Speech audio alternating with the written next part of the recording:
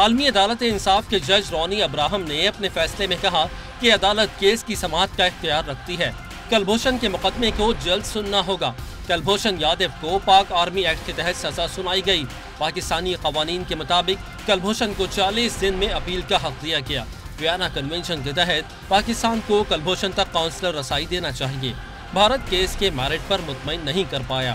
مکمل شواہد کے بعد ہی بھارت کو ریلیف مل سکتا ہے۔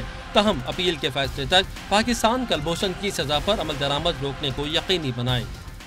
Pakistan shall take all measures at its disposal to ensure that Mr. Jadav is not executed pending the final decision in these proceedings, and shall inform the court of all the measures taken in implementation of the present order.